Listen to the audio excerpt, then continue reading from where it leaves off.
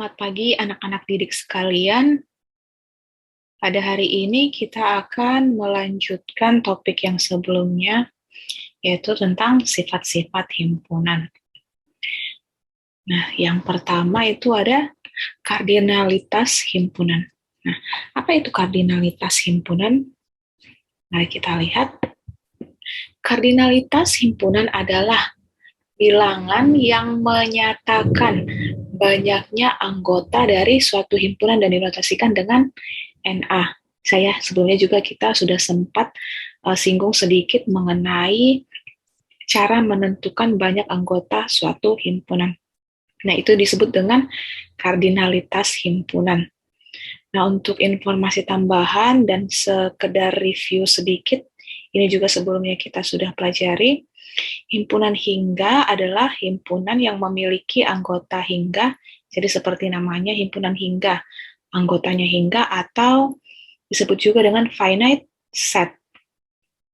Yang kedua ada, contohnya ini, himpunan A adalah himpunan yang beranggotakan 1, 2, 3, 4. Nah, anggotanya terbatas, ya kan? Anggotanya hingga. Yang kedua ada himpunan tak hingga. Himpunan tak hingga adalah himpunan yang memiliki anggota tak hingga seperti namanya, ya, atau tak terbatas. Disebut juga dengan infinite set. Contohnya, 1, 2, 3, 4, titik-titik berlanjut ya, tak terbatas. Nah, banyak anggotanya tak hingga. Kemudian, kardinalitas himpunan ini hanya untuk himpunan yang hingga atau finite set. Oke, misalnya ini hanya informasi tambahan. Contohnya, kita lihat di sini, tentukan banyak anggota himpunan A dan B berikut. Nah, karena kita sudah pernah belajar, ini tinggal hitung anggota A, 1, 2, 3, 4, 5. Berarti kardinalitas himpunan A adalah banyak anggota himpunan A, atau kardinalitas himpunan A adalah 5. Oke. Kemudian B, 1, 3, 5, 7. Berarti berikutnya adalah 9, 11, 13, sampai 29. Ini berarti bilangan ganjil mulai dari 1 sampai 29, ya kan? Nah, kalau dihitung itu jumlahnya ada NA ada 15. Oke, saya. Nah, yang berikutnya kita lihat. Nah, ini bisa juga dituliskan dengan seperti ini. Yang kedua, jika M ada notasi pembentuk himpunan. Jika M adalah himpunan yang beranggotakan X, di mana X kurang dari 10, dan X adalah bilangan positif, bulat positif. Tentukan kardinalitas himpunan M dan N. Jadi kita bisa tuliskan anggotanya dulu. Oke, kita bisa tuliskan anggotanya siapa saja. Itu kurang dari 10 dan bilangan bulat positif. Bilangan bulat positif yang kurang dari 10 berarti ada 1, 2, 3, 4, 5, 6, 7, 8, 9. Apakah 10 ikut? Tidak, karena di sini tidak ada sama dengan, ya kan? Nah, berarti NM itu ada 9. Kardinalitas himpunan M atau banyak anggota himpunan M ada 9. Oke, atau NA juga dituliskan boleh. Kemudian di sini ada N, di mana adalah anggota himpunan N adalah Y, di mana Y lebih dari sama dengan negatif 7. Y bilangan bulat negatif. Nah, kembali kita tuliskan lagi. N anggotanya siapa saja? Lebih dari sama dengan negatif 7. Nah, kalau kita gambarkan di garis bilangan, hati-hati ya, lebih teliti. Kalau dia di garis bilangan, lebih dari sama dengan negatif 7, itu berarti bergerak ke arah kanan, ya kan? Negatif 7, berarti di kanannya ada negatif 6, negatif 5, dan seterusnya. Karena yang diminta adalah lebih dari. Sama dengan negatif 7. Nah, apakah negatif 7 ikut? Iya, karena di sini ada tanda sama dengan. Berarti negatif 7, negatif 6, negatif 5, negatif 4, negatif 3, negatif 2, sampai ke negatif 1.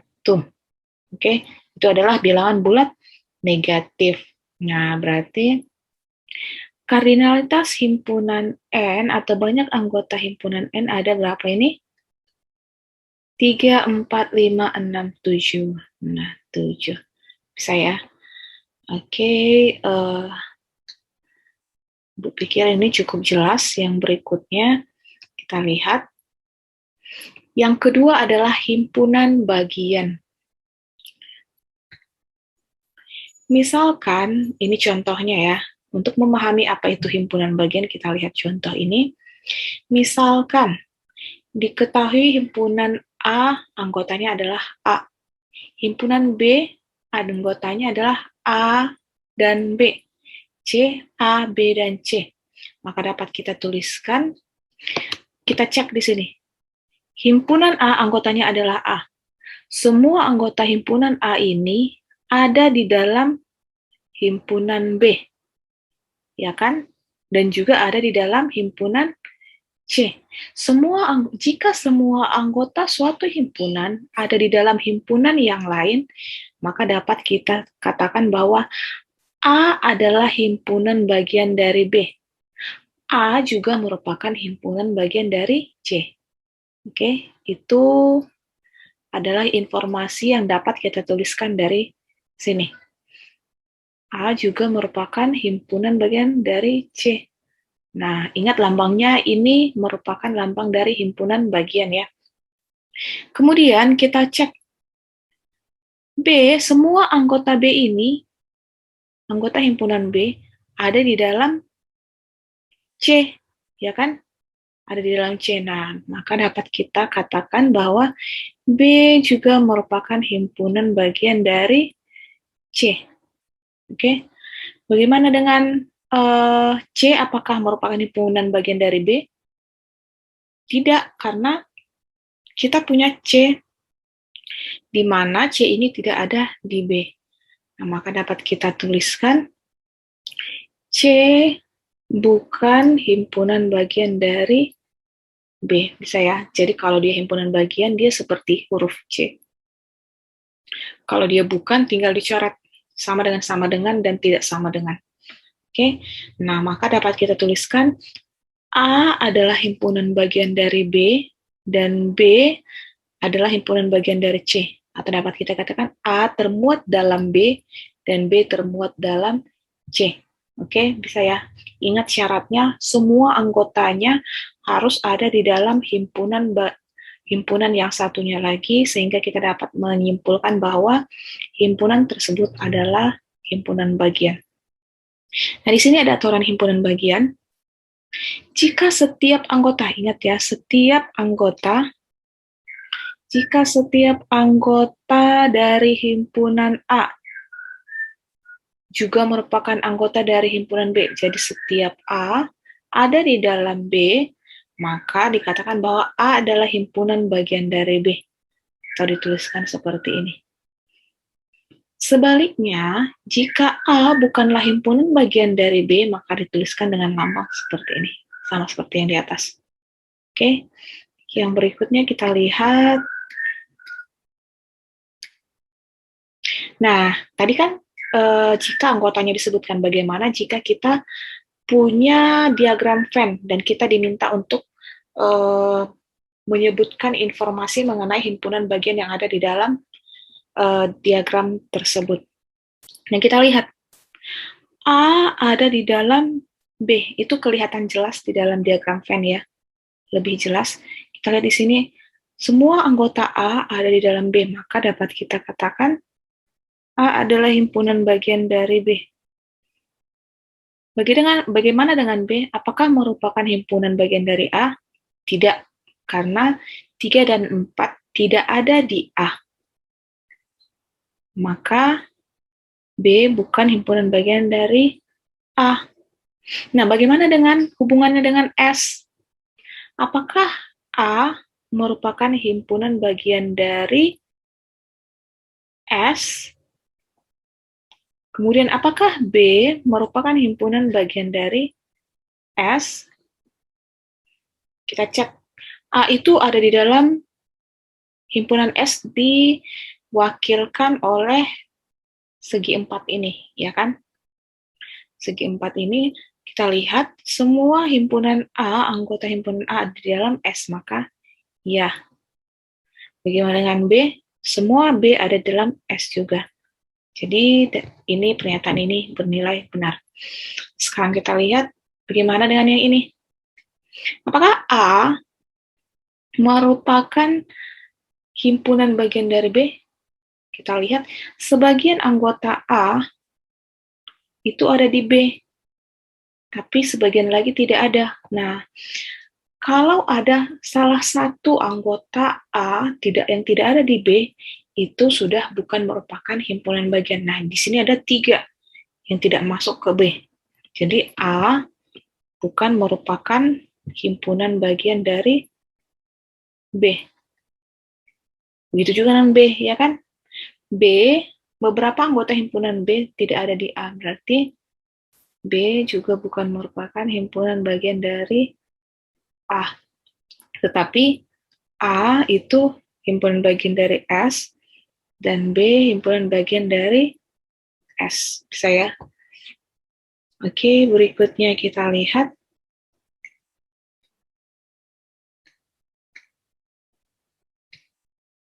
Contoh berikutnya. Tuliskan semua himpunan bagian dari H. Nah, ada beberapa pastinya ya. Kita lihat di sini. Himpunan-himpunan bagian dari himpunan A terdiri dari, nah kita selalu mulai ya, jika kita diminta untuk menuliskan semua himpunan bagian dari suatu himpunan, mulai dari yang anggotanya 0, tidak memiliki anggota, pasti ada di H dong, ya kan? Adalah himpunan kosong. Nah ini selalu. Jadi apapun himpunannya, himpunan kosong selalu merupakan himpunan bagian dari himpunan tersebut. Nah, yang kedua, himpunan bagian yang beranggotakan satu elemen. Berarti bisa A, B, bisa C, ya kan? Nah, apakah A himpunan bagian dari H? Ya, benar. B, ya. C juga, ya kan?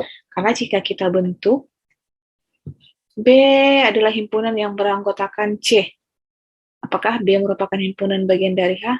Ya, benar. Begitu juga dengan B. Jika ada yang contohnya B merupakan himpunan yang anggotanya adalah C, B. Pakai ini merupakan himpunan bagian dari H, ya karena ini ada di dalam H, ya kan? Yang berikutnya kita lihat satu elemen, yang berikutnya 2 elemen, berarti itu adalah AB,